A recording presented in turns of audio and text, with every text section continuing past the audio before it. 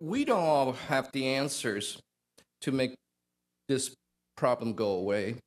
Luckily, we're not alone.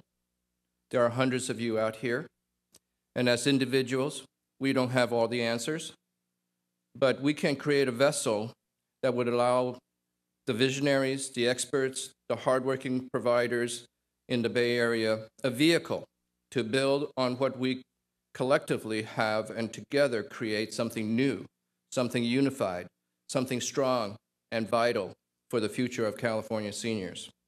We need to create the environment where we all could work together. So we are convening this forum today. It's not my forum, it's not Onlock's forum, but it's our forum with a big O. Across the continuum of care, the programs are struggling with inadequate funding and threats of further cuts. Seniors need our help, especially those who cannot help themselves. How can we become strong enough that we can adequately address the needs of our seniors? But what I really want to do is look at each other, because still today, we are the electorate in California. And when I say we, baby boomers and above, we're the ones who vote. So we have to join together and we have to fix it. So when we talk about cuts, the cuts primarily go right back to our communities, whether they're to healthcare, whether they're to, clinics and social services, to senior services. That is not what we as Californians want. I seriously and sincerely believe that Californians up and down this state want better. We all need each other's help. We can only do it together. The state situation is dire, and there are a number of things that we need to do to try to support our friends in Sacramento, and it needs to be a grassroots effort. Supervisor Haggerty and I, with the support of the Board of Supervisors and the Bay Area Council and others, we're supporting a movement to try to call for a state constitutional convention. Let not perfect be the enemy of good. To have a really good integrated medical record system, and to have a team of people who are going to be able to manage care over time and place. Nurses, social workers who will be able to follow people and get people to the resources they need. But it's time for us to do something for all of middle-class America, for whom the burden of long-term care is looming ever greater. If the federal government can do that for its older citizens, surely California must be able to do something more than it's doing now.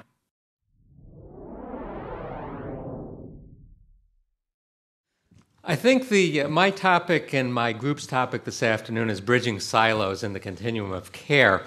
And I think any of us who have worked in aging, or in my case, as I dealt with my parents' care, realize that it's tremendously difficult to get all the different things that you need to be able to stay in the community, live your life. You have the primary care doctor over here, you have disability care and personal assistance over there. Each one has its own rules and regulations, and it's very hard unless you're your own case manager and an expert to cross those silos. And it creates another opportunity for us as elderly and disabled advocates to push the curve further along on this bridging of the silos and coordinating care. The state is also hoping to save money by moving in this waiver direction, which is okay if care is more appropriate and coordinated.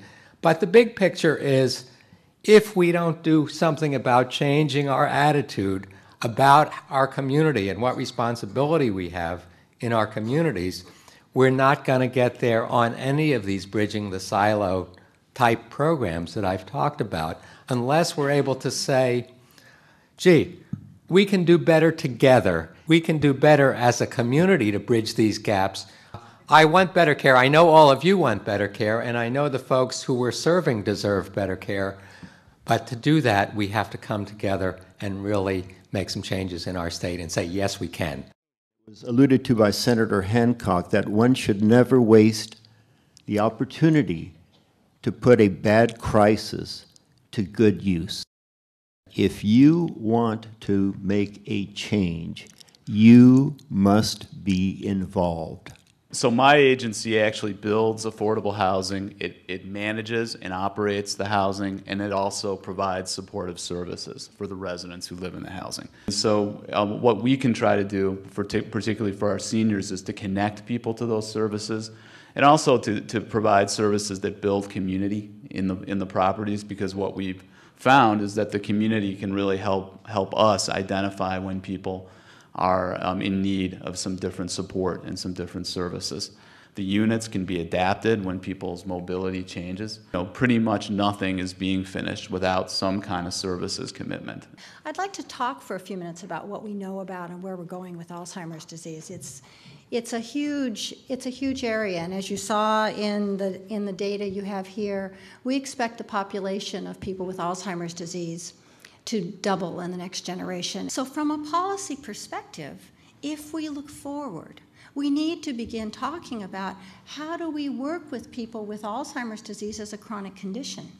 How do we plan for people with Alzheimer's disease in that spectrum, and what does it look like? Juxtaposed against this terrible budget crisis, California is creating a state plan for Alzheimer's disease. We're looking at things like public awareness. What does it take to raise the bar, to have physicians understand that they can identify and treat this disease, and that there are best practices around that? And the primary lesson is that prevention is cheaper than treatment.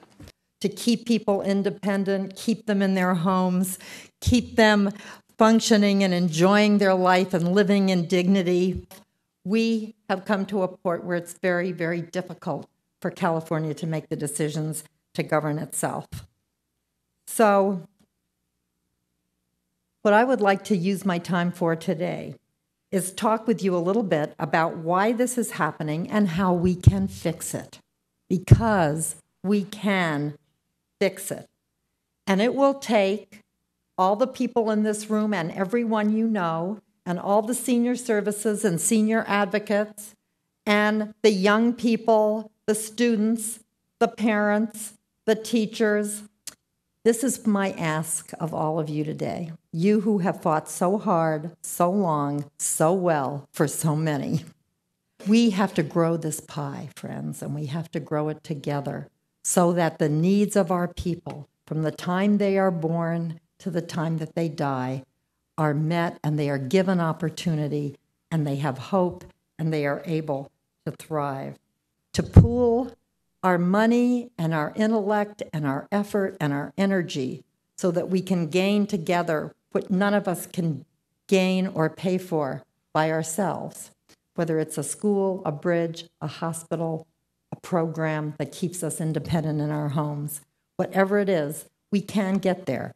That is the genius of democracy. It is the genius of California. And frankly, people in this part of California have always led the way.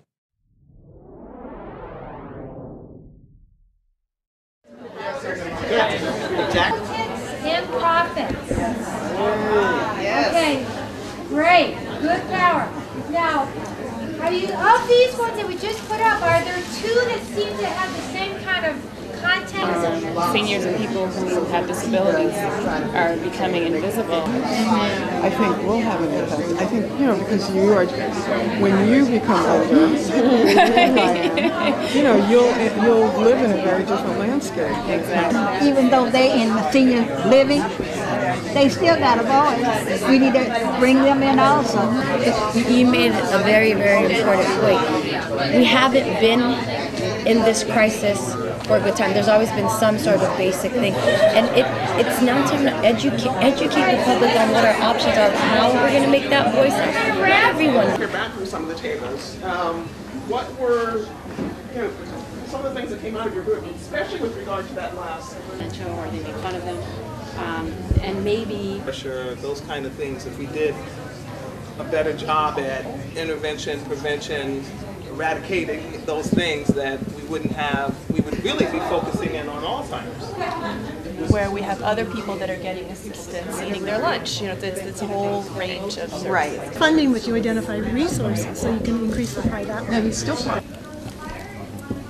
You might be able to get pro bono legal work, or you my expertise or materials or volunteers. Or maybe, you know, yeah. But it's a mix. Education or grand scale. You know, thinking outside of just what are the units? What are the units of revenue? I think we need to also adopt the word innovation and think out of the box.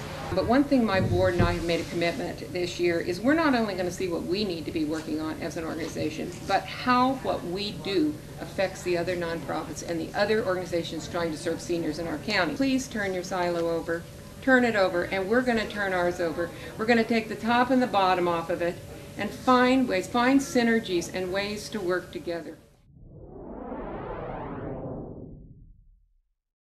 With each group reporting on the principles that they have developed and on the key priority focus areas for action. Prevention, assessment, support disease progression, and evolving care needs. And everyone has the right to healthy aging in their community. And empowering ourselves to impact policy. For our 2 action plans, we have organizing seniors for policy changes, examples being the 2/3 votes. Need the public to embrace the value of interdependence in order to create social change. Principles kind of for the process element. We're all in this together. I mean, what are the points that we said willing to fall on our sword for? What we're just not going to yield, all of us, a common principle. This is it. You know, we can take away a whole lot of stuff, but that one stands firm, and you're watching unlikely partners, right? In other words, we sort of hang around with ourselves a lot, and it might be better if we get things together that haven't been together. We just need to seize opportunities. The idea, one of the thoughts was having a telephone tree or something like that that works every time, and it's across all issues and all disciplines.